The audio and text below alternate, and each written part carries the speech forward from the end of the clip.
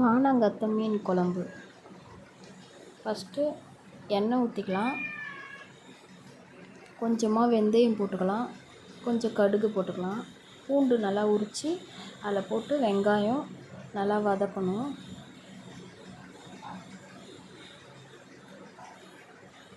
கொஞ்சமாக உப்பு போட்டுக்கலாம் வதங்கிறதுக்கு. நல்லா வதக்குங்க, ப்ரௌன் கலரில் ஆகணும். மீன் கழுவி மஞ்சத்தூள் போட்டு வச்சுக்கலாம். புளி கரைச்சிக்கலாம், புளி கரைச்சி தனியாக வச்சுக்கலாம். அப்போ தான் சீக்கிரமாக ஊற்ற முடியும். இப்போ நல்லா வதங்கணும், தக்காளி போட்டு நல்லா வதக்கிக்கோங்க. நல்லா வதக்கணும்.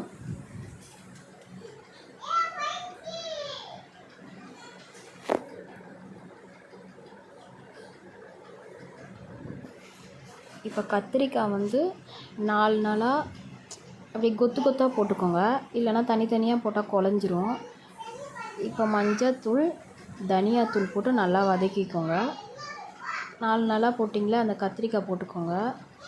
இப்போ வீட்டு குழம்பு மிளகாத்தூள் போட்டு நல்லா வதக்குங்க.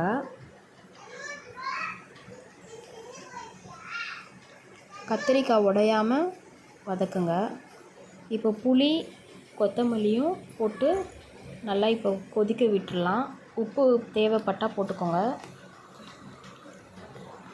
நல்லா சுண்டி வரணும் குழம்பு, அப்போ மீன் போட்டுக்கலாம். இப்போ நல்லா சுண்டிடுச்சு, இப்போ மீன் போட்டுக்கலாம். இன்னும் தனித்தனியாக போட்டுக்கோங்க, தூரமாக, அப்போ தான் உடையாமல் இருக்கும்.